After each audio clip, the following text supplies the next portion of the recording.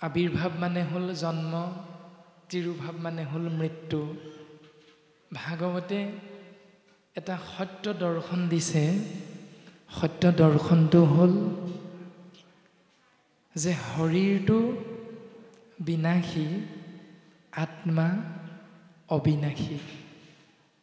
আৰু সেই অবিনাশী আত্মাৰ বাবে আমি শৰীৰধাৰী মনুষ্য নামৰ জীৱবিলাকে কোনো ছমহীয়া বছৰিকা কৰাৰ কোনো প্ৰয়োজন নাই। ৬ নম্বৰ স্কন্ধত ভাগৱতৰ ৬ষ্ঠ স্কন্ধত খুব সুন্দৰভাৱে ইয়াৰ উত্তৰ প্ৰদান কৰিছে। আমি সকলোৱে কথাখিনি কম বেছি পৰিমাণে বুজি পাওঁ, কিন্তু তাৰ প্ৰাক মুহূৰ্তত আমি বাপ জনাই সোধা সেই প্ৰশ্নটিৰ উত্তৰটো আগবঢ়া হৈছে। আমি প্ৰথম জানিবলৈ চেষ্টা কৰিব লাগিব যে শংকৰনো প্ৰকৃততে কোন। বিদ্যালয়ত নাম লগাওঁতে আমি প্ৰত্যেকেই পাইছিলোঁ যে কুসুম্বৰ ভূঞাৰ গৃহত শংকৰ নামেৰে সত্যসন্ধাৰ গৰ্ভত এটি দেৱশিশুৰ জন্ম হৈছে। আৰু সেই দেৱশিশুটিৰ নাম ৰখা হৈছে শংকৰ, কিয়নো কুসুম্বৰ ভূঞাই তেওঁৰ বংশ পৰিয়ালে সেইখিনি সময়লৈকে দুৰ্গা পূজা, শিৱ পূজা আদি অন্য দেৱতাৰ পূজাবিলাক আশ্ৰয় কৰি আছিল। কিন্তু যেতিয়া এই ক্ষুদ্ৰ ক্ষুদ্ৰ দেৱ দেৱতাসকলৰ পূজা কৰিছিল, সেই পূজা কৰি জীৱই পৰম গতি লাভ কৰিব পৰা নাছিল। সেইকাৰণে গুৰু চৰিতৰ মাধ্যমেৰে আমাক এটি সুন্দৰ দৰ্শন দিছে। ৰাম পূৰ্বকালে ইটো ৰাজ্যে নাছিল, ভকতি নানা দেৱ পূজা মাত্ৰ আচৰে সম্প্ৰতি। পূৰ্বতে অসম নামৰ ৰাজ্যখনৰ ৰজা আছিল নৰকাসুৰ, আৰু সেই নৰকাসুৰৰে ৰাজ্য অসমত ভক্তি নাছিল, বিপৰীতে নানা দেৱ পূজা কৰা নিয়মটোহে প্ৰচলন আছিল। নানা দেৱ পূজন কৰয় বলিদান, শংখ চাগ মহিষ কাটৈ অসংখ্য প্ৰমাণ। নানা দেৱতাক বলি বিধান প্ৰক্ৰিয়াৰে পূজা কৰা নিয়মটো এই অসম মুলুকত প্ৰচাৰ হৈছিল, প্ৰকাশ হৈ আছিল। তাৰ পাছত সেই ব্যৱস্থাটোৰ মাধ্যমেৰে জীৱই নিজৰ জীৱন অতিবাহিত কৰাৰ কাৰণে জীৱবিলাক পৰম গতিৰ বিপৰীতে অধোগতি যাবলৈ ধৰিলে। আৰু অধোগতি যোৱাৰ বাবে ভগৱন্ত পৰম আত্মা ঈশ্বৰ কৃষ্ণদেৱৰ সন্তানস্বৰূপ আমি জীৱাত্মাবিলাকৰ মংগল কামনা কৰি ঈশ্বৰ কৃষ্ণ প্ৰভু ভগৱন্তই চিন্তা কৰিছে ক'ত? বৈকুণ্ঠত। ৰাম লোকতল গৈল কলি পাপ সাগৰত, কৃপাময় কৃষ্ণে চিন্তা কৰি বৈকুণ্ঠত। ভগৱন্ত পিতৃ কৃষ্ণদেৱে বৈকুণ্ঠত চিন্তা কৰিছে সন্তানস্বৰূপ জীৱাত্মাৰ মংগলৰ কথা। আৰু চিন্তা কৰি তেওঁ এটা উত্তৰ উলিয়ালে, উপায় উলিয়ালে। উপায়টো কি? ইটো লোক সমস্তকে কৰিতে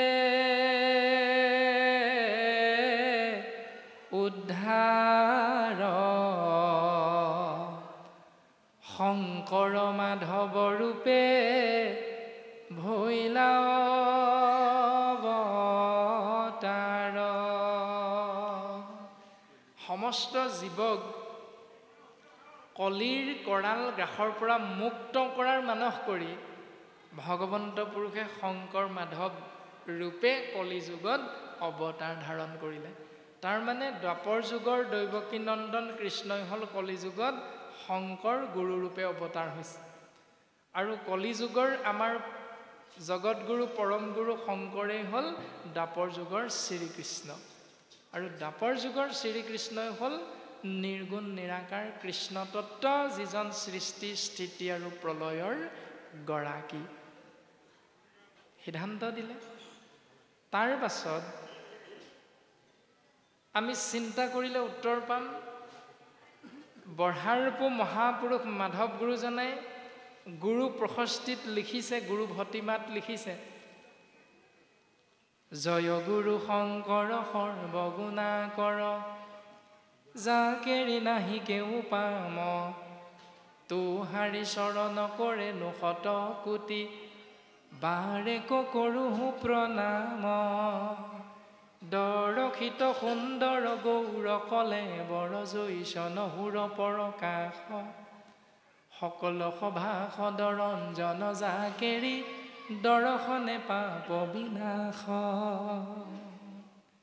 ইমান সুন্দৰভাৱে গুৰুৰ ভতিমা মাধৱ গুৰুজনে দৰ্শন কৰাইছে আৰু দৰ্শন কৰাই সিদ্ধান্ত দিছে, ত্ৰিভুৱন বন্দন দৈৱকী নন্দন, জুহৰি মাৰল কংস, জগজন তাৰণ দেৱ নাৰায়ণ, শংকৰ তাকেৰি অংশ।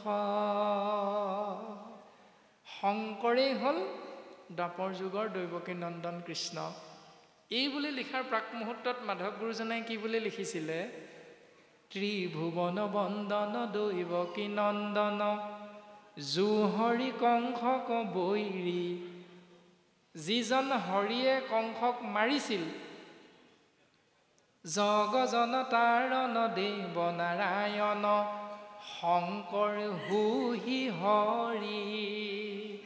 সেই হৰিয়ে হ'ল কলিযুগৰ শংকৰ, যিজনে কৃষ্ণক মাৰিছিল। তাৰ পাছত শংকৰক বঢ়াৰপো মাধৱে দৰ্শন কৰালে, বোলে গুৰুজনা তোমাৰ বিষয়ে আমি একলম ধৰা হৈছিল, চোৱাচোন। শংকৰে ক'লে, বোলে বঢ়াৰপো তুমি দেখোন গোটেইখিনি আমাক উদঙাই দিলা, অকণমান ঢাকোন দি দিয়া। তেতিয়া মাধৱে ঢাকোন দি শব্দৰ গাঁথনিটো অকণমান অদল বদল কৰিলে, কিন্তু অৰ্থটো একেই ৰাখি দিলে। ত্ৰিভুৱন বন্দন দৈৱকী নন্দন, জুহৰি কংসক বৈৰী। ইয়াৰ বিপৰীতে জুহৰি মাৰল কংস, অৰ্থ কিন্তু একেটাই, যিজন হৰিয়ে কংসক মাৰিছিল। জগজন তাৰণ দেৱ নাৰায়ণ, শংকৰ হুহি হৰি। তাৰ বিপৰীতে শংকৰ তাকেৰি অংশ, অৰ্থ একেটাই থাকিল, মাত্ৰ শব্দৰ গাঁথনিটো অকণমান সলনি কৰিলে। ইয়াৰ পৰা আমি স্পষ্টভাৱে বুজি পালোঁ যে দ্বাপৰ যুগৰ দৈৱকী নন্দন কৃষ্ণই হ'ল কলিত শংকৰ। ৩ নম্বৰতে আমি যদি বিশ্লেষণ কৰোঁ, উত্তৰটো পাম, যেতিয়া ভগৱন্ত কৃষ্ণই দ্বাপৰ যুগত জীৱৰ কল্যাণ সাধন কৰি এই ধৰাধাম এৰিবলৈ চিন্তা কৰিলে, তেতিয়া মহাভক্ত উদ্ধৱে ভগৱন্ত কৃষ্ণক ক'লে, প্ৰভু তুমি যদি গুচি যোৱা মোৰ অৱস্থা কি হ'ব? তেতিয়া ভগৱন্ত কৃষ্ণই সিদ্ধান্ত দিছে, উদ্ধৱ মই নাযাওঁগৈ দিয়া, থাকিম। বোলে ক'ত থাকিবা প্ৰভু? তেতিয়া ভগৱন্তই ক'লে, তিৰোধায়ম প্ৰৱেশটো হয়ং শ্ৰীমদ ভাগৱতাৰ নৱম। উদ্ধৱ মই তিৰোধায়ম মানে যামগৈ, প্ৰৱেশটো হয়ং মই পুনৰ ইয়াত থাকিম, প্ৰৱেশ কৰিম। উদ্ধৱ মই নাযাওঁগৈ। ক'ত থাকিম জানানে উদ্ধৱ? প্ৰৱেশটো হয়ং শ্ৰীমদ ভাগৱতাৰ নৱম। বহুত পাইছে সেইকাৰণে আঁতৰ লৈছে। কৃষ্ণ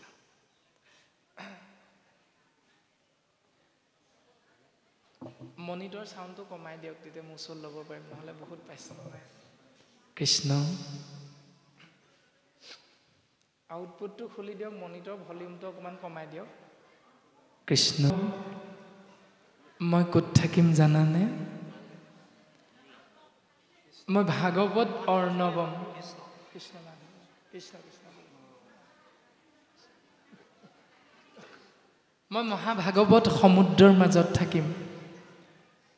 মহাভাগৱত সমুদ্ৰৰ মাজত থাকিম। মোৰ ৰূপটো কেনেকুৱা হ'ব এতিয়া? আমি শাস্ত্ৰসন্মতে প্ৰত্যেকে বুজি পাওঁ যে যেতিয়া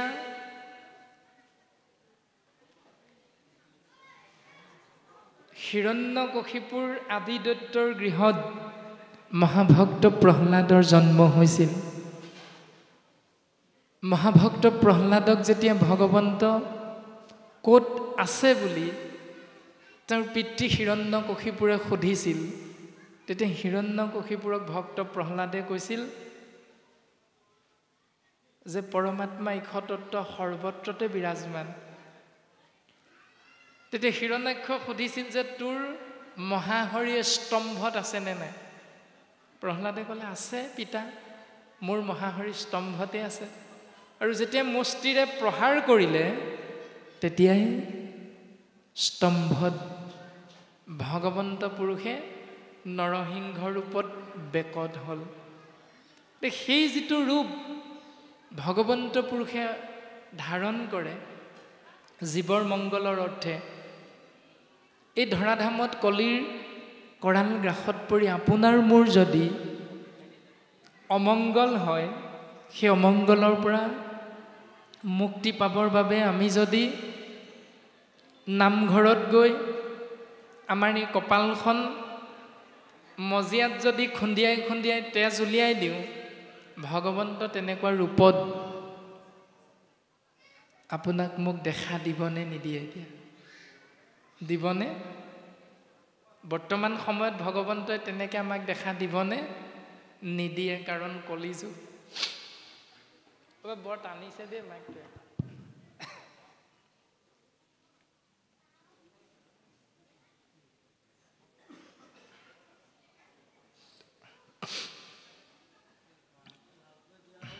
কৃষ্ণ,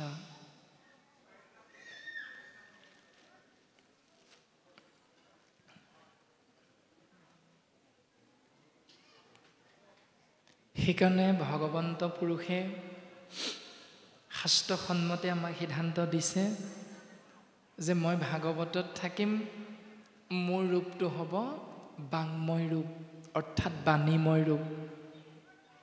বাক যুগ মই সমান বাংময়, তিৰুধায়ম প্ৰবিষ্টু স্বয়ং শ্ৰীমদ ভাগৱত অৰ্ণৱম, তেনয় বাংময় মূৰ্তি প্ৰতক্ষা বৰ্ততে হৰে।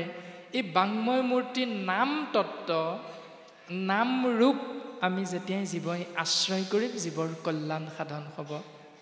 ভগৱন্তই উদ্ধৱক ক'লে, ভগৱন্তৰ ৰূপটো হ'ল শব্দ ব্ৰহ্মৰূপ। ভাগৱতত ভগৱন্ত আছে। এতিয়া ভগৱন্ত ভাগৱতত আছে, আমি বুজি পালোঁ। এতিয়া শংকৰদেৱো গুৰুৰূপে অৱতৰণ হৈ শংকৰদেৱেও ধৰাধাম এৰি গ'ল। এৰি যোৱাৰ প্ৰাক মুহূৰ্তত মাধৱদেৱে শংকৰক সুধিলে, বোলে গুৰুদেৱ তুমি গুচি গ'লে মোৰ অৱস্থাটো কি হ'ব? তেতিয়া শংকৰ গুৰুজনে মাধৱক উত্তৰ দিছে, বঢ়াৰপো তুমি শুনাচোন। অ শুনিও মাধৱ মোৰ থাকিবাৰ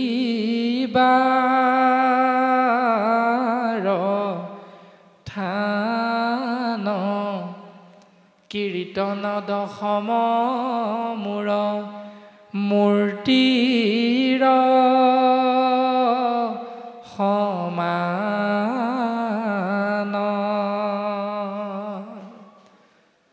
হেৰা মাধৱ শুনাচোন, মই তাতেই থাকিম, কীৰ্তন আৰু দশম ইয়াৰ মাজত মই থাকিম, মই নাযাওঁগৈ দিয়া।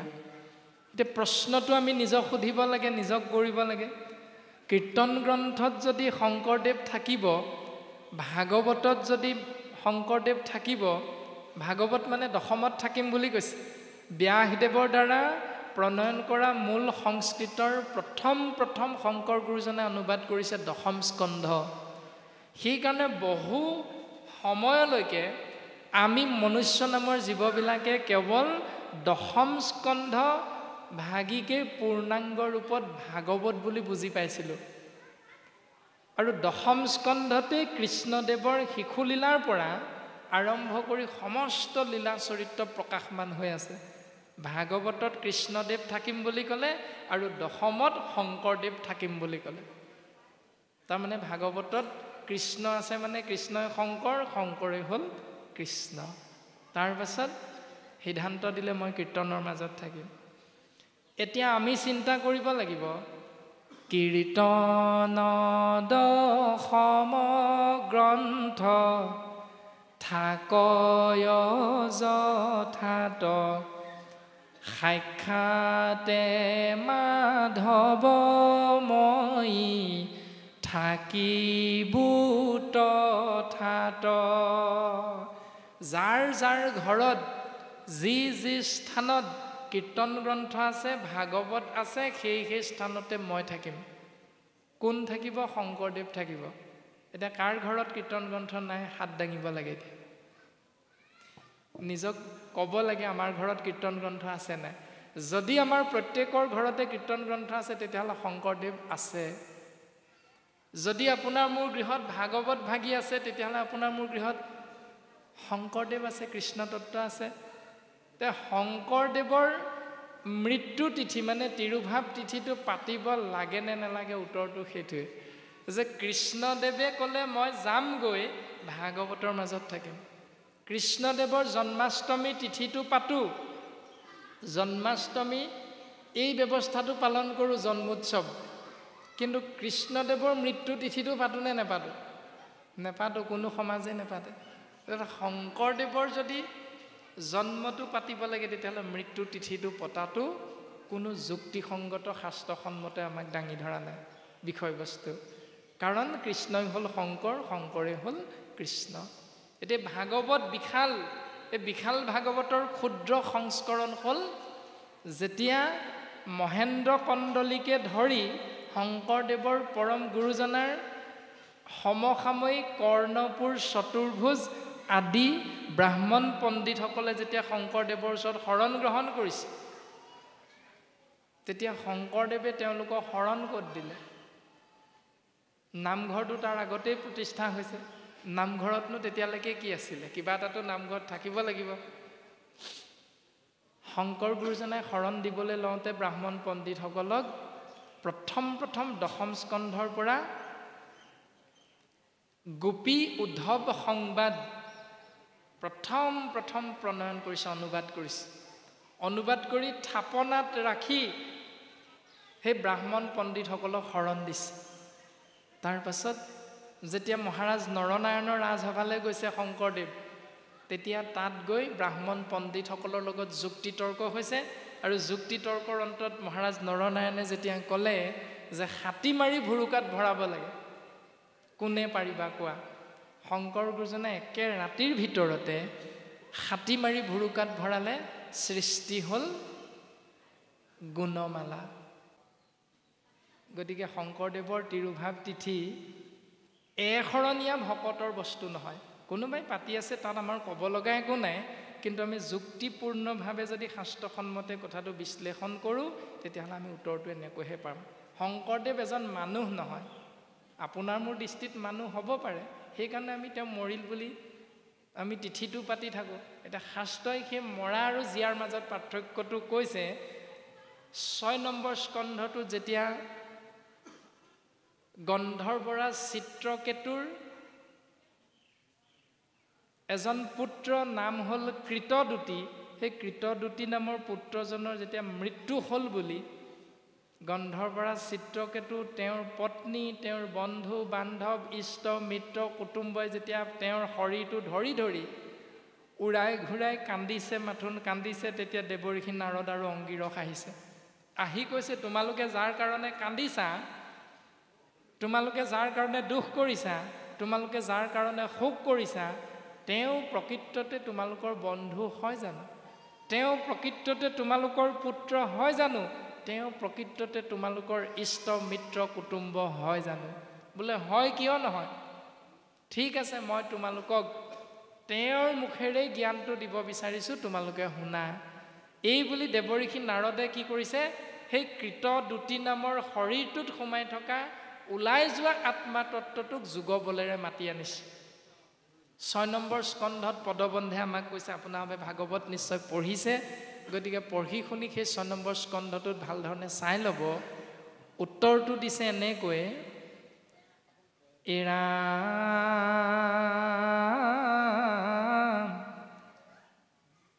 শুকনিগদতি পৰীক্ষিত মহাযশী অনন্তৰে মহাজ্ঞান কহি দুয়ো ঋষি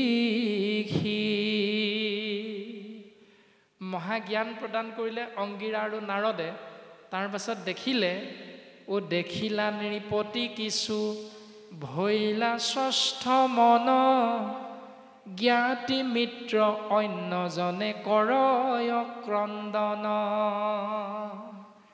ৰজা অকণমান আশ্বস্ত হৈছে কিন্তু বাকীসকলে তেতিয়াও কান্দিয়া আছে তেতিয়া দেৱঋষি নাৰদে কি কৰিলে ও তাসম্বাৰ শোক গুচাই বাক ৰংগ মনে মৃতক পুত্ৰক জীয়াই লন্ত তেতিক্ষণে তেওঁলোকৰ মনৰ ভাৱনাটো জানি দেৱঋষি নাৰদে কি কৰিলে সেই মৰা কৃত দুটি নামৰ পুত্ৰটোক জীয়াই দিলে উদ্দেশ্য কি ও ইহাৰ মুখতে জ্ঞান জানো ক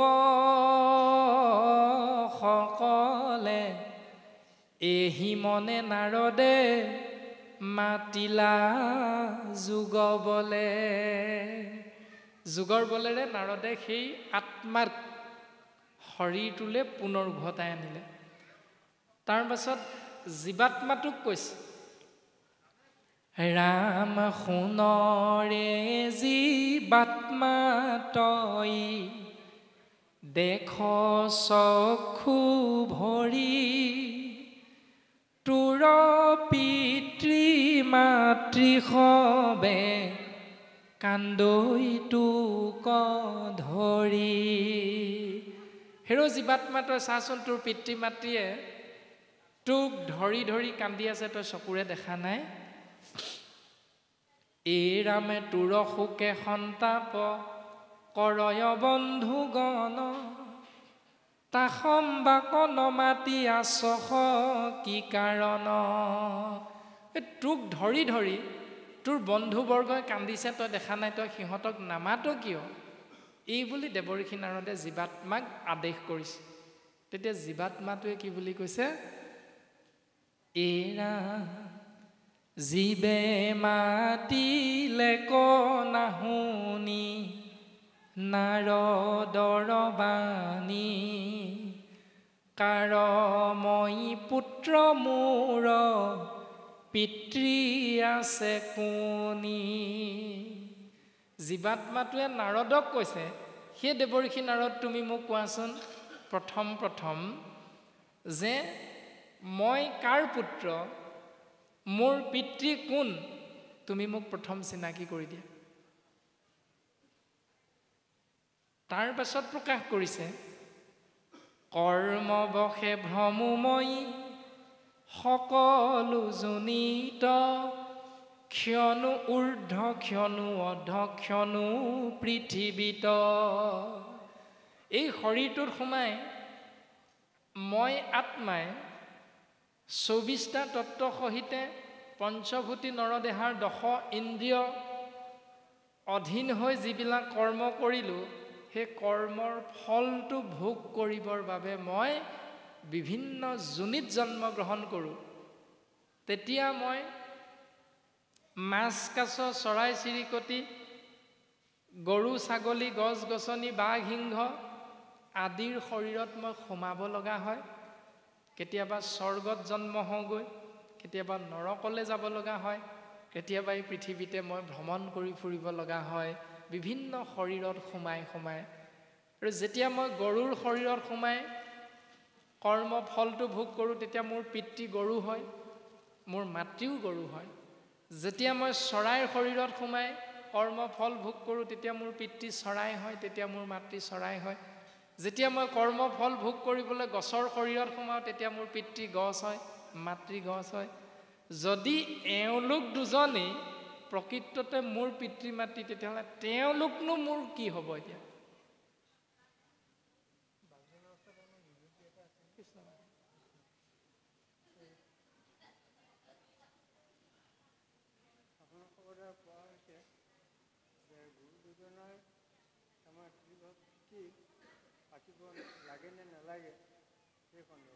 অৰ্থত তিনিওজন ঈশ্বৰৰ শাৰীত পৰে কিন্তু বিষ্ণুত সেৱা অৰ্পণ কৰাৰ মাধ্যমেৰেহে জীৱৰ পৰম মংগল হয়তো নিশ্চিত সিদ্ধান্ত শাস্ত্ৰই দিছে মানি লোৱা নোলোৱাটো নিজৰ নিজৰ কথা প্ৰাণজিত নামৰ শৰীৰটোও তাক একো গালি পাৰিব নোৱাৰে একো ক'ব নোৱাৰে শাস্ত্ৰইও একো কোৱা নাই প্ৰত্যেকটো দৰ্শন নিজৰ নিজৰ বাবে এৰি দিছে শাস্ত্ৰই কাৰণ আমাক বাকী তিনিমুঠি জীৱতকৈ দুটা বস্তু বেছিকৈ দিছে এটা হ'ল জ্ঞান এটা হ'ল বিবেক তো জ্ঞান আৰু বিবেকযুক্ত মনুষ্যই কোনটো ভাল কোনটো বেয়া আমি জানো যদি আজি উদ্যোক্তা মণ্ডলীয়ে চাহৰ বিপৰীতে প্ৰত্যেকগৰাকী আই প্ৰত্যেকজন বাপকে যদি বাতিটোত ফেনাইল অকণ অকণ বাকি দিয়ে আপোনাহ'লে ফেনাইলখিনি ফ্ৰীতে পালোঁ বুলি খাবনে নাখায় খাবনে কোনোবাই বোলে চাহৰ পৰিৱৰ্তে চাহে দিছোঁ খোৱাচোন ফেনাইলহে বাকি দিছে খাবনে কোনোবাই কোনেও নাখায় কাৰণ জানে ফেনাইল খালে মৃত্যু হ'ব মৰিব ফ্ৰীতে পালোঁ বুলি যিধৰণে ফেনাইল নাখাওঁ ফেনাইলৰ গোন্ধটো নাকত লগাৰ লগে লগে বিবেকটোৱে কৈ দিলে সাৱধান ই খোৱাৰ লগে লগে তুমি তৎক্ষণাত শৰীৰ অসুস্থ হ'ব ডাক্তৰ ঘৰলৈ যাব লাগিব তুমি বাচিবও পাৰা নেবাচিবও পাৰা সেইটো হ'ল বিবেক আৰু সেই জ্ঞানে আমাক সকিয়নি দি আছে যে এইটো তুমি নকৰিবা সাৱধান কৰিলে কিন্তু তোমাৰ বিপদ আছে সেই বিপদটোৰ কথা বুজি লৈ সেইটো কৰিম নকৰিম যিধৰণে বুজি পাওঁ ঠিক তেনেধৰণে গুৰুজনাৰ তিৰুভাৱ তিথিটো শাস্ত্ৰই নাপাতিবলৈ বাৰে বাৰে কোৱাৰ পাছতো আমি যদি পাতিয়ে থাকোঁ সেইটোৱে হ'ল কৰ্ম মাৰ্গ আৰু জ্ঞান মাৰ্গৰ ব্যৱস্থা গতিকে সেই ব্যৱস্থাটোত যি সোমাই থাকিব শাস্ত্ৰই তৃতীয় স্কন্ধত একাদশ স্কন্ধত খুব সুন্দৰভাৱে কৈছে উদ্ধৱৰ আগত কৃষ্ণদেৱে নিজ মুখে কৈছে জ্ঞান কৰ্ম ভকতি কহিলো কৰি ভেদ ভকতি পৰম পন্থ দিলো পৰিচ্ছেদ জ্ঞান মাৰ্গ কৰ্ম মাৰ্গ আৰু ভক্তি মাৰ্গৰ ভিতৰত ভক্তিয়ে হ'ল শ্ৰেষ্ঠ আৰু সেই ভক্তি মাৰ্গক আশ্ৰয় কৰা মোৰ কৃপা লাভ কৰিবা জ্ঞান মাৰ্গ কৰ্ম মাৰ্গ আশ্ৰয় কৰা মোৰ কৃপা লাভ কৰিব নোৱাৰা তে চিন্তা নিজৰ ঈশ্বৰৰ কৃপা লাগে নে নালাগে বিচাৰোঁ নে নিবিচাৰোঁ নিজৰ কথা আৰু সেই পৰম সত্যটোকে বৰ্তমান পদবন্ধে কৈ আছে যে হেৰা দেৱঋষি নাৰদ জীৱাত্মাটোৱে কৈছে অৰ্থাৎ আমাৰ শৰীৰটোত যি আত্মা তত্ত্ব সোমাই আছে যি শক্তি তত্ত্ব সোমাই আছে সেই শক্তি তত্ত্বটো যেতিয়াই শৰীৰটোৰ পৰা ওলাই যাব তেতিয়াই বগা কাপোৰ দি ঢাকি দিয়া যায় বগা কাপোৰ দি যেতিয়া ঢাকি দিয়া যাব সেই শৰীৰটোৰ নামটো কি হ'ব ডেড বডি যেতিয়া বগা কাপোৰখন ঢাকি নিদিয়ে তেতিয়া কি হ'ব বডি শৰীৰৰ ইংৰাজী নাম হ'ল বডি আৰু যেতিয়াই তাক বগা কাপোৰেৰে ঢাকি দিব তাৰ নাম হ'ব ডেড বডি এতিয়া বডি হৈ থকাৰ কাৰণে ইয়াত কিবা এটা শক্তি আছিলে তাৰ নামটো হ'ল আত্মা ডেড বডি যেতিয়া হৈ গ'ল সেই শক্তিটোৰ নাম হ'ল প্ৰেতাত্মা নামবিলাক প্ৰত্যেকৰে তেনেধৰণে হয় শৰীৰ ইংৰাজীত হ'ল বডি এটা শক্তি আছে সেই শক্তিটোৰ নাম হ'ল আত্মা বডিৰ বিপৰীতে ডেড বডি হ'ল আত্মাৰ বিপৰীতে নাম হ'ল প্ৰেতাত্মা গীতা শাস্ত্ৰত কৈছে ভূত প্ৰেতগণ পূজে যিটো জন ভূতক প্ৰেতক পায় মদ্য মাংস তেজ উচিষ্টক ভুঞ্জৈ ফুৰে পুৰা মাছ খায় তে সেই প্ৰেতৰ অৰ্থে সেই প্ৰেতাত্মাৰ অৰ্থে আপুনি মই যদি ছমাহৰ মূৰত ছমহীয়া বছৰকৰ মূৰত বছৰিকীয়া সেইখিনিয়ে কৰি থাকোঁ তেতিয়াহ'লে আমি যেতিয়া মৰিম তেতিয়াহ'লে আমিও সিহঁতৰ লগতে গৈ মদ্য মাংস গেলা এই দুৰ্গন্ধযুক্ত আহাৰবিলাক আমি খাই খাই সিহঁতৰ লগত আমি নৰকত থাকিব লাগিব চিন্তা নিজৰ BA পাছ কৰিলোঁ MA পাছ কৰিলোঁ যদি আমি সেই গেলা পচা দুৰ্গন্ধ আহাৰযুক্ত আহাৰ গ্ৰহণ কৰি আমি নৰকত থাকিবলৈকে ইচ্ছা কৰোঁ, সেইটো কোনেও কাকো বাধা নিদিয়ে। গতিকে পাছ কৰাৰ চাৰ্টিফিকেটখনৰ অন্তত মূল্যটো ৰাখিবলৈ যত্ন কৰাটো আমাৰ অতীৱ প্ৰয়োজন। গতিকে আমি সেৱাভাগী নিবেদন কৰা হৈছে, সেই আত্মাই কৈছে, এই ৰাম এসম্বেশে পিতৃ মাতৃ নিষ্ঠে শুৱে যেবে, সকল জনিত কেনে উপজোহোঁতেবে। যদি এওঁলোকে মোৰ প্ৰকৃততে পিতৃ মাতৃ, তেতিয়াহ'লে বাকী যোনিবিলাকত মই কেলৈ জন্ম হওঁ? তেওঁলোক মোৰ কি হ'ব মোক ক'ব লাগে। সবেও সবাৰে পিতৃ মাতৃ বন্ধুজন, সবেও সবাৰে শত্ৰু মিত্ৰ উদাসীন, সুবৰ্ণ ৰজত কৰি আদি দ্ৰব্যচয় ব্যৱসায় কৰিলে যেনে কৰয় বিকয়। সোণৰ ব্যৱসায় কৰা জানে, সোণৰ বিনিময়ত কি লয়? পইচা লয়। আপুনি মই 10,000 টকা দিলোঁ, আঙুঠি এটা সোণৰ কিনি লৈ আহিলোঁ। এতিয়া প্ৰশ্নটো হ'ল 10,000 টকাটো ইজনক দিলে আপুনি মই কান্দো নেকি, দুখ কৰোঁ নেকি? বৰ 10,000 টকা এটা গ'ল দে, আজি বৰ লোকচান হ'ল, এই বুলিতো কোনেও দুখ নকৰোঁ। ইপিনে সোণাৰীজনেও বা দোকানীজনেও যেতিয়া 10,000 টকাটো পাই গ'ল, পোৱাৰ লগে লগে তেওঁ যিটো ব্যৱসায় কৰি আছে সেই সোণৰ আঙুঠিটো ইজনৰ হাতত দি দিলে। দিয়াৰ লগে লগে তেওঁ চিন্তা কৰে নেকি, মই বৰ সোণৰ আঙুঠি এটা দি দিলোঁ, মোৰ বহুত লোকচান হ'ল। সেইটোৰ প্ৰতি যিধৰণে কোনেও তেনেকৈ দুখ কৰি নাথাকে, ঠিক তেনেকৈও আত্মাটো ওলাই যোৱাৰ লগে লগে সেই আত্মাই কৰ্মফল ভোগ কৰিবলৈ অন্য এটা শৰীৰত সোমাবই। চিৰন্তন সত্য এইটো কথা। কিন্তু তাৰ কাৰণে আপুনি মই দুখ কৰি লাভ নাই, শোক কৰি লাভ নাই। সিদ্ধান্ত দিছে আমাক পদে, এই ৰাম একে জনমতে সম্বন্ধৰ সীমা নাই, জীৱন্ততে আৱৰে আউৰকলৈয়া যায়। পুত্ৰ ভাৰ্যা পশুধন বস্ত্ৰয় অলংকাৰ, যেতিক্ষণে বেচিলতে খনে ভৈলতাৰ। পুত্ৰ ভাৰ্যা জীৱ জন্তু ধন বস্ত্ৰ অলংকাৰ যেতিয়া এজনে অন্যজনক বিক্ৰী কৰি দিয়ে, তেতিয়া কিনাজনৰ হৈ যায় সেইবিলাক। যিজনে বিক্ৰী কৰে তেওঁ সেইবিলাকৰ কাৰণে দুখ নকৰে। ঠিক তেনেকৈ যাৱদেকে থাকৈ মানে আপোনৰ গৃহত, তাৱদেকে মূৰ হেন নুগুচৈ মনত। যেতিয়ালৈকে নিজৰ গৃহত থাকিব তেতিয়ালৈকে মোৰ ভাৱনাটো নাইকিয়া হৈ নাযায়, কিন্তু যেতিয়া আনৰ ঘৰলৈ গুচি যাব তেতিয়া সেই ভাৱনাটো আঁতৰি যায়। যেনেকৈ এগৰাকী কন্যাক বিবাহৰ বাবে অন্য ঘৰলৈ উলিয়াই দিয়া যায়, অন্য এজনৰ ওচৰত গতাই দিয়া যায়, তেতিয়া সেই মোহটো তৎক্ষণাত পিতৃ মাতৃ নাইকিয়া হৈ গুচি যায়। আজিৰ পৰা আৰু তেওঁ মোৰ ছোৱালী হৈ থকা নাই, অন্যৰ ছোৱালী হ'লগৈ। সেইটো আমি কোনো দুখ নকৰোঁ। এই ব্যৱস্থাটোৰ কথা কৈছে, এহিমতে ফুৰৈ জীৱ সকল যোনিত, কোনে পুত্ৰ বুলিবাক পাৰয় নিশ্চিত। কোনে কাক মোৰ পুত্ৰ বুলি ক'ব পাৰিব? কোনেও আমি ক'ব নোৱাৰোঁ। স্বৰূপ অব্যয় জীৱ সবাৰে আশ্ৰয়, আপোনাকে মায়া কৰি আপুনি স্ৰজয়। নাহি তাৰ শত্ৰু মিত্ৰ আপোন বাপৰ, আপুনি সবাৰে সাক্ষী আপুনি ঈশ্বৰ বুলি কৈছে। গতিকে এনেকৈয়ে উদাসীন সমজীৱ পৰম নিৰ্মল, কৃষ্ণক নভজে জীৱে তাৰ মাত্ৰ দুখ, এতেকেহে নানা দুখ দেখে অসন্তোষ। সেইকাৰণে আমি জীৱবিলাক অসন্তোষী, আমি দুখত পৰি থাকোঁ। এতিয়া বাপজনে সোধা প্ৰশ্নকেইটাৰ উত্তৰ দ্বিতীয় স্কন্ধতো কৈছে। আমি 6 নম্বৰ স্কন্ধত এইকেইটা কথা কোৱা হ'ল। এতিয়া দ্বিতীয় স্কন্ধত কি বুলি কৈছে আপোনাৰভাৱে যদি চিন্তা কৰে উত্তৰটো পাব এনেধৰণে, এই ৰাম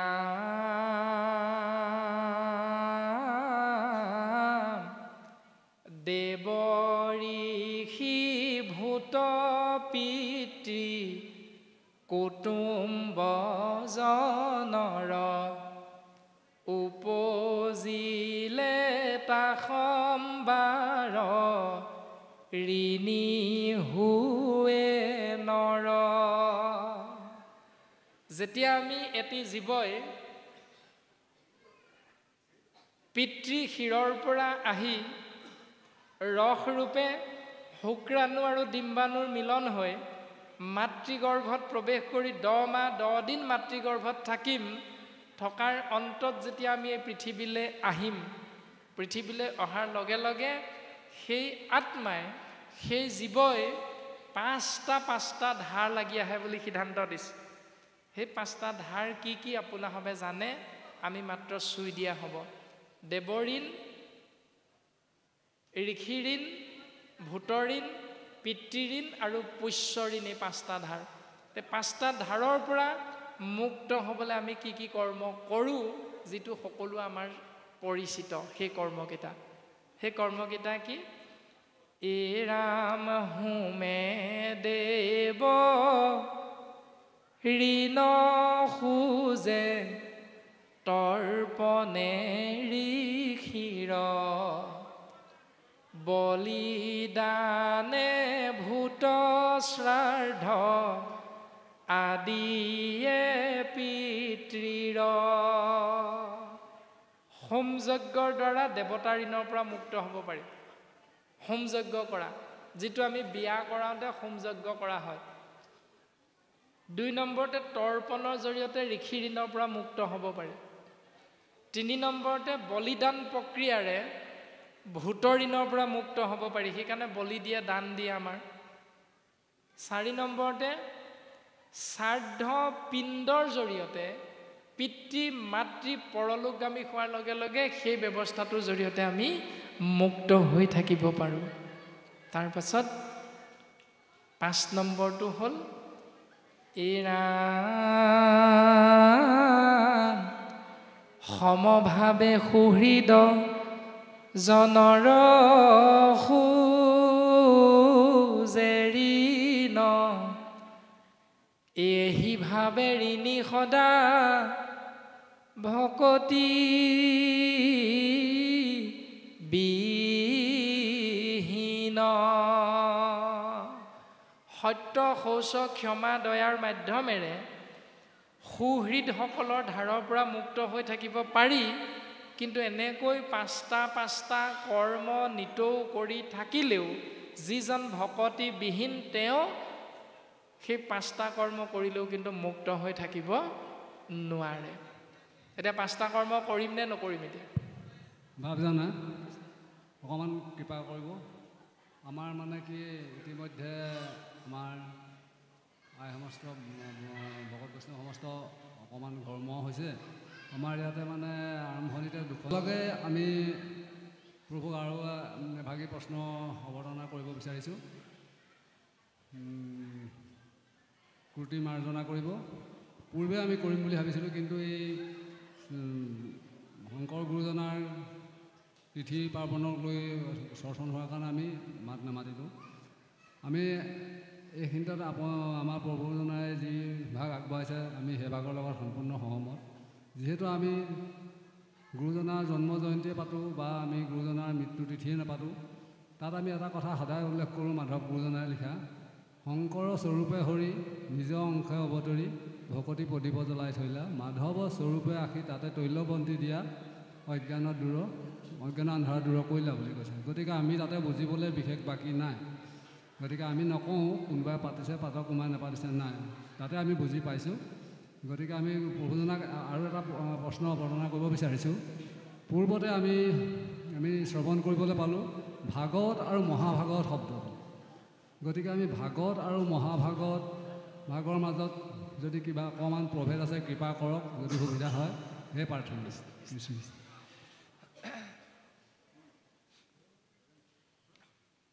ইতিমধ্যে শাস্ত্ৰই আমাক সিদ্ধান্ত দিছে যে 5টা ধাৰৰ পৰা মুক্ত হৈ থাকিবলৈ 5টা কৰ্ম নিতৌ কৰি থাকিলেও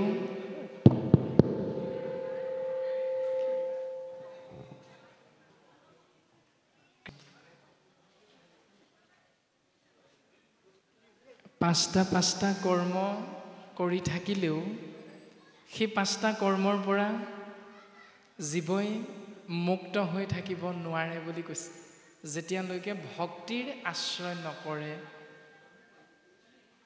আৰু সেইকাৰণে গুৰুজনে আমাক সিদ্ধান্ত দিছে এৰা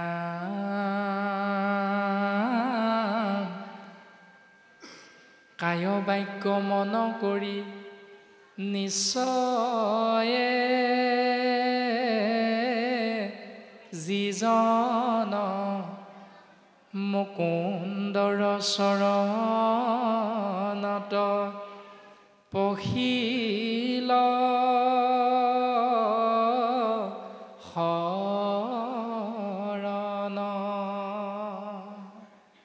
কাই বাক্য মন এক কৰি মুকুন্দৰ চৰণত যিজনে শৰণে পখিলে, তাৰ ঋণ খোজা সবে গৈল সমস্তৰ, নকৰি উৰিনিয়াৰ নহি সিটো নৰ। সেইজন মনুষ্যই 5টা কৰ্মৰ এটাও নকৰাকৈ তেওঁ অনায়াসে মুক্ত হৈ থাকিব পাৰে। সিদ্ধান্ত দিছে 5ম স্কন্ধত ঋষভ মহাপ্ৰভুৰ জৰিয়তে, এই ৰাম পুত্ৰ ভৈলে পিণ্ড দিব, লাগয় বাপৰ। পুত্ৰ জন্ম হ'লে পিতৃৰ অৰ্থে সেইবিলাক কৰ্ম কৰিব লাগে। পুত্ৰ ভৈলে পিণ্ড দিব, লাগয় বাপৰ। এতিয়া পিণ্ডটোৰ নামটো কি? এতিয়া ভাগৱতেতো আমাক সিদ্ধান্ত দিছে পিণ্ডটোৰ নাম কি? মোৰ পিণ্ড হুৱে জানা, ভজিলে ঈশ্বৰ।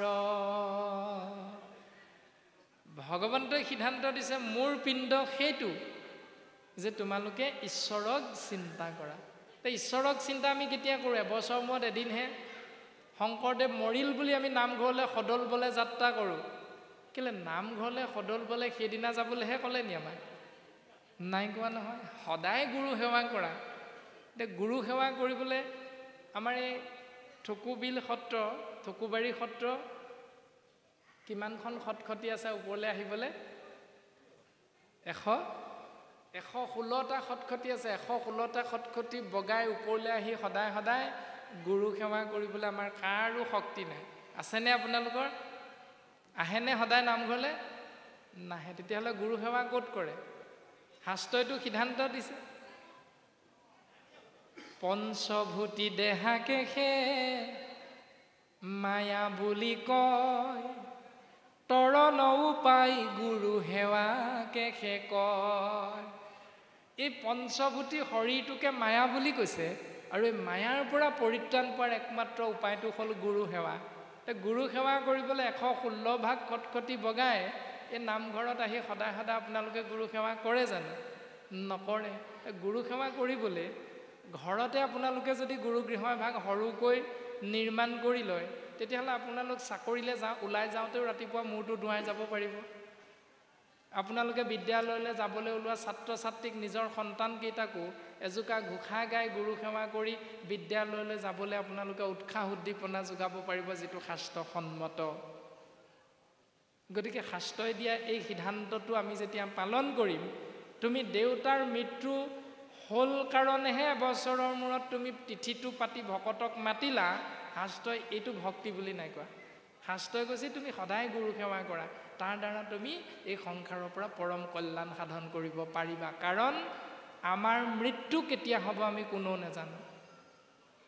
এই যে আমি বহি আছোঁ সকলোজন ইয়াত, বহি থাকোঁতে কোনোবা এজন আমি হঠাৎ এনেকৈ ঢলি পৰিবই পাৰোঁ।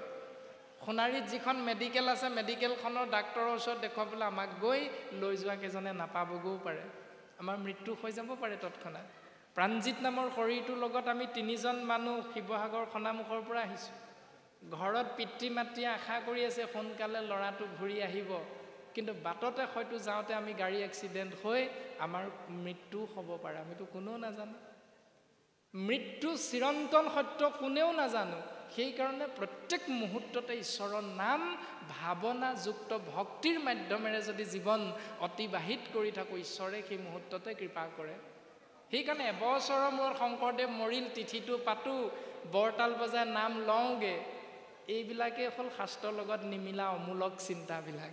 কোনদিনা মৰিম কোনেও নাজানো। মৰিবাৰ বেলা আমি মৰিবৰ সময়ত যাতে কৃষ্ণ নামটো লৈ মৰিব পাৰোঁ। জন্ম হোৱা মাত্ৰকে যেতিয়া মাত কথা মাতিবলৈ শিকিলোঁ, তেতিয়া আমাক পিতৃ মাতৃ এটা শিকালে শব্দ, সেইটো হ'ল মা, যিটো শব্দ আমি কোনো দিন পাহৰি নাযাওঁ। দ্বিতীয় স্কন্ধত সিদ্ধান্ত দিছে, অন্তকালে হৰি স্মৰে যিটো ভাগ্য অৱন্ত, তাহাৰ মহিমা কহি কোনে পাৱে অন্ত। মৃত্যুৰ প্ৰাক মুহূৰ্তত যিজনে কৃষ্ণ বুলি কৈ মৰিব পাৰে, তেওঁৰ মহিমাৰ কথা ভাগৱতে কৈ কৈ শেষ কৰিব পৰা নাই। এতিয়া অন্য দেৱতাৰ নাম ল'লেও মৰিম, কৃষ্ণদেৱৰ নাম ল'লেও মৰিম, এইটো নিশ্চিত মৰিম যে খাটাং। কিন্তু শাস্ত্ৰই এই সিদ্ধান্তটো দিলে, অন্য দেৱতাৰ নাম লৈ যদি মৰা তোমাৰ গতি নাই, কিন্তু কৃষ্ণ বুলি কৈ যদি তোমাৰ মৃত্যু হয় পৰম গতি আছে। এইটো উত্তম ব্যৱস্থা, ভক্তিৰ মাধ্যমটো গুৰুজনাই সিদ্ধান্ত দিলে। সেইকাৰণে আমি গাড়ী এখনত গৈ আছোঁ অফিচলৈ ফুৰিবলৈ। এতিয়া আঘোণ মাহ, হাতত কাঁচিখন লৈ দাৱনী হিচাপে আমি ধান কাটি আছোঁ পথাৰত। কোনোবা এজনে ডাঙৰি বান্ধি বিৰিয়া পাতত খচি লৈ ঘৰলৈ ডাঙৰি কঢ়িয়াই আনি আছে। কোনো কথা নাই, নামঘোষাত কৈছে, হৰি নাম কীৰ্তনত নাহি কাল দেখ পাত্ৰ নিয়ম সংযম একো বিধি। হৰিনাম কৃষ্ণ বুলি ক'বলৈ, যাদৱ মাধৱ যদুনন্দন বুলি ক'বলৈ তুমি বোলে নামঘৰতহে ক'বা, পথাৰত নক'বা দেই। গাড়ী চলাই যাওঁতে কৃষ্ণ বুলি নক'বা, নামঘৰতহে গৈ কৃষ্ণ বুলি ক'বা। কোনো নীতি নিয়ম নাই দিয়া।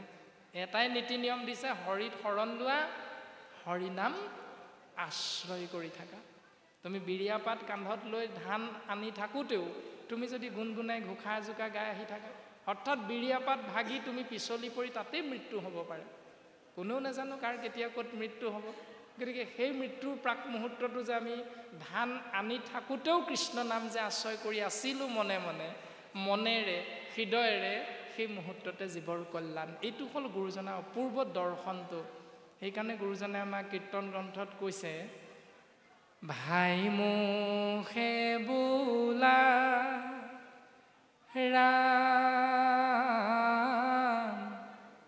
হৃদয়ে ধৰা ৰূপ, এতেকে মুকুতি পাইবা কহিলো স্বৰূপ। হেৰা মন ভাই, কৃষ্ণ বুলি কোৱা, তেওঁৰ ৰূপটো হৃদয়ত ধাৰণ কৰা। যদি সেই মুহূৰ্ততে তোমাৰ মৃত্যু হয়, গতি পাবা। এতিয়া কৃষ্ণ বুলি কওঁতে কাৰ কেইটকা খৰচ হ'ল বাৰু? 5 পইচাও খৰচ নহয়। 5 পইচাটো আজিকালিতো নচলাই হ'ল, এটকীয়াটো প্ৰায় নচলাই হৈছেগৈ। গতিকে সেই 5 পইচা খৰচ নোহোৱাকৈ গুৰুজনাই কৈছে তোমাৰ মুক্তি নিশ্চিত। ইমান সুন্দৰ দৰ্শন গুৰুজনাই দিছে। তাৰ পাছতো যদি আমি বোলে গুৰুজনাৰ তিৰুভাৱ তিথি দিনাহে কৃষ্ণ বুলি কম দেই, তাৰ আগতে নকওঁ। বোলে গুৰুজনাৰ জন্মোৎসৱৰ দিনাহে আমি গৈ গোপাল গোবিন্দ যদুনন্দন বুলি কমগৈ, তাৰ আগতে কোনোদিন কৃষ্ণ বুলি নকওঁ। এইবিলাক চিন্তাই হ'ল শাস্ত্ৰৰ লগত নিমিলা চিন্তাবিলাক। গতিকে খাওঁতে, শুওঁতে, উঠোঁতে, বহোঁতে এজন ব্যক্তিয়ে সদায় কৃষ্ণ বুলি কৈছিল। সেই ব্যক্তিজনৰ নাম আপোনালোকে জানে ইতিমধ্যে। ৰাস পূৰ্ণিমা হৈ গৈছে। যেতিয়াই নিজৰ ভগ্নী দৈৱকীক বসুদেৱ মহামহন্তৰ লগত বিয়া দি উলিয়াই দিছে, ৰথখন নিজে চলাই গৈছে কংসই, তেতিয়া কংসই হঠাৎ বাটতে আকাশবাণী শুনিছে। এতিয়া আকাশবাণী শুনা মানে কংসই শৰণ লৈছে।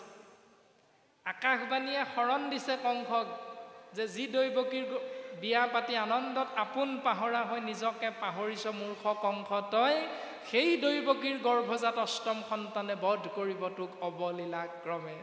নাম হ'ল কৃষ্ণ। যেই মুহূৰ্ততে আকাশবাণী শুনিলে কংস হস্তম হৈ গ'ল, শৰণীয়া হৈ গ'ল। শৰণ হ'ল মানে এটাই আশ্ৰয় কৰিছে যে যিফালে চকুৰে চাইছে সেইফালে কেৱল কৃষ্ণক দেখা পাইছে। কংসই যেতিয়া ৰাতি বিচনাত শুবলৈ গৈছে, শয়ন কৰিবলৈ যাতে বিচনাখনত কৃষ্ণ আগতীয়াকৈ শুই থকা দেখিছে। কংসই যেতিয়া খাবলৈ গৈছে, তেতিয়া খোৱাৰ সেই আসনখনত কৃষ্ণক বহি থকা দেখিছে। তাৰমানে কংস এশৰণীয়া। শাস্ত্ৰই সিদ্ধান্ত দিছে। সেইকাৰণে আমি চিন্তা কৰিব লাগিব যে শৰণ লোৱাৰ আগত এগৰাকী জীয়ৰী ছোৱালীয়ে, বাস্তৱ সঁচা কথা আপোনাৰভাৱে জানে, এগৰাকী যৌৱনপ্ৰাপ্ত কন্যাই যেতিয়া যৌৱনত ভৰি দিয়ে, তেতিয়া তেওঁ চকুৰ দ্বাৰা মনৰ দ্বাৰা যৌৱনৰ তাগিদাত বিভিন্নজনক ভাল লাগে, বিভিন্নজনক ভাল পাবলৈ মন যায়, কিন্তু তেওঁ সেন্দুৰ লয় মাত্ৰ এজনৰ নামত। এই যে যৌৱনত ভৰি দি বিয়া হোৱাৰ আগলৈকে তেওঁ বিভিন্নজনক ভাল পাইছিল, সেইটোত অপৰাধ নাই, কিন্তু যিজনৰ নামত সেন্দুৰ ল'ব সেই দিনটোৰ পৰা আগৰ কেইজনক সম্পূৰ্ণৰূপে পাহৰিব লাগিব। সেইটো হ'ল শৰণৰ ব্যৱস্থা। বাস্তৱ আমি সকলোৱে জানো। মাধৱ গুৰুজনে নামঘোষাত কৈছে সেইকেইটা কথা। মিনতি বচন বোলো সৰ্বজন শুনিও শাস্ত্ৰৰ মৰ্ম, আপোন কুশল চাবা যেবে তেবে নেৰিবাহা যোগ ধৰ্ম। সত্য যুগে ধ্যান, ত্ৰেতা যুগে যজ্ঞ, দাপৰত পূজা, কলিত শৰীৰ কীৰ্তন বিনাই আৱৰ নাহিকে দুজা। কলিত শৰীৰ কীৰ্তন এৰিয়া আন মতে চাহে গতি, যেন কুলবধূ নিজৰ স্বামী তেজী ভজে গৈয়া উপপতি। সেইটোৱে উদাহৰণ দিছে আমাৰ, যে বংশৰ এজনী বোৱাৰীয়ে, আপোনাৰ মোৰ বোৱাৰীগৰাকীয়ে আপোনাৰ মোৰ পুত্ৰলৈ বিয়া কৰা অনাৰ পাছত মনে মনে যদি সেই পুৰণা কেইজনলৈ ফোন কৰি থাকে, হোৱাটছআপ কৰি থাকে, তেতিয়াহ'লে আপোনাৰ মোৰ সন্তানে যিদিনা চাকৰিৰ পৰা আহি গম পাই যাব, বোলে মোৰ মানুহজনীয়ে এনেকৈ এনেকৈ আমুকলৈ ফোন কৰি থাকে, পুৰণা কেইজনক পাহৰিবই পৰা নাই, তেতিয়াহ'লে ঘৰখন কি হ'ব? সেই কন্যাগৰাকীয়ে সেইদিনাই সেইখন ঘৰ এৰিব লাগিব। ঠিক তেনেকৈ যিদিনাই আমি এজন ঈশ্বৰৰ চৰণ কমলত শৰণ ল'ম, সেইদিনাৰ পৰা আমি আগৰ যিসকলক চিন্তা কৰিছিলোঁ, ভজনা কৰিছিলোঁ, সেইসকলক আমি এৰিব লাগিব। কাৰণ ভাগৱত ধৰ্মই আমাক এইটো শিকাইছে, এৰাম শুনা সভাসদ পদ মহাভাগৱত। সেই সভাসদবৰ্গ মহাভাগৱতৰ পদে কি কৈছে শুনা, পুৰাণৰ সূৰ্য শাস্ত্ৰ শুনিও মহত্ব। পুৰাণবিলাকৰ ভিতৰত উত্তম সূৰ্য পুৰাণ, মহন্ত পুৰাণ, ভাগৱতৰ মহান তত্ত্বটো তোমালোকে শুনা। তো প্ৰশ্নটো হ'ল, শুনিম কেনেকৈ? উত্তৰটো দিছে, হুয়ায়ে ক শৰণ যিজনে শুনোয়াক, পাৱৈ পৰম পদ সুখে নিস্তৰৈ মায়াক।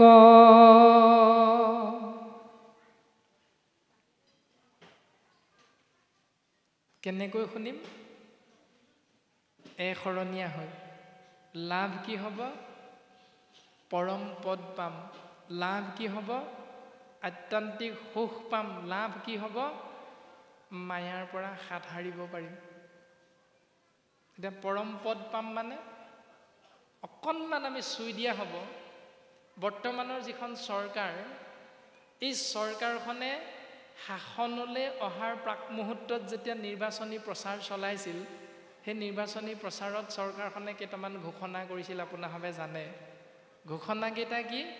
যদি আমাক ভোট দি জয়যুক্ত কৰি চৰকাৰ গঠনত সুবিধা দিয়ে, তেতিয়াহ'লে আমি প্ৰথম শাসনলৈ আহি এটা কৰ্ম কৰিম, সেইটো হ'ল বন্ধন গোটৰ মাজত সোমাই থকা মহিলাসকলক বন্ধনৰ পৰা মুক্ত কৰি দিম। কৈছিলে নাই? কৈছিলে নে? আইসকলে জানিব এইটো কথা। কৈছিলে নাই বাৰু? কৈছিলে। 2 নম্বৰতে ঘোষণাটো কৰিছিলে যে প্ৰত্যেক বছৰে 1 লাখকৈ নিবনুৱাক কৰ্ম সংস্থাপন দিব, ব্যৱস্থাটো কৰি দিব। কৈছিল নে? কৈছিলে। 3 নম্বৰ ঘোষণাটো কৰিছিলে যে মেট্ৰিক পৰীক্ষাত যিবিলাক ছাত্ৰীয়ে ভালকৈ পাছ কৰিব, উত্তীৰ্ণ হ'ব, তেওঁলোকক, অৰ্থাৎ প্ৰথম বিভাগত যিসকলে উত্তীৰ্ণ হ'ব, তেওঁলোকক একোখনকৈ স্কুটি দিব। কৈছিল নাই? কৈছিলে। এতিয়া আপোনালোকৰ ইয়াত স্কুটি পাইছে নাই ছোৱালী? 3-4খনমান পাইছে। এতিয়া চৰকাৰখনে নিৰ্বাচনী প্ৰচাৰ চলাওঁতে এইটো ঘোষণা কৰিছিল নেকি, দ্বিতীয় বিভাগত উত্তীৰ্ণ হোৱাসকলক চাইকেল এখন দিম? এইটো ঘোষণা কৰিছিলে নি?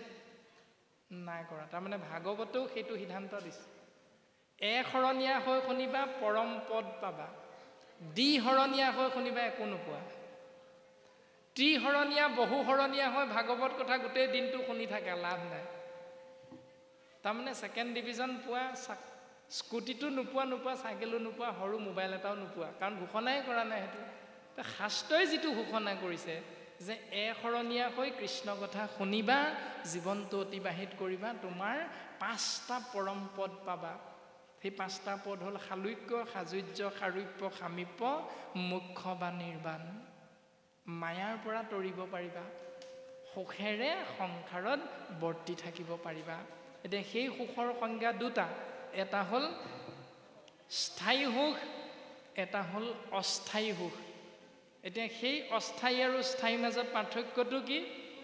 ধৰি লওক আপুনি এজন চাকৰিয়াল ব্যক্তি, চাকৰিয়াল ব্যক্তিজনে আপোনাৰ ঘৰত কামটো কৰিবৰ বাবে এজন ব্যক্তিক আপুনি বন্দবস্ত কৰিছে। বন্দবস্তটো কিমান? 7 দিন কাম কৰিব লাগিব মোৰ ঘৰত, প্ৰত্যেক দিনাই কাম কৰাৰ বিনিময়ত 500 টকাকৈ দিম, কিন্তু দৰমহাটো যিমান হ'ব 7 দিনৰ মূৰতহে দিম, প্ৰত্যেক দিনাই কিন্তু পইচাটো নিদিওঁ।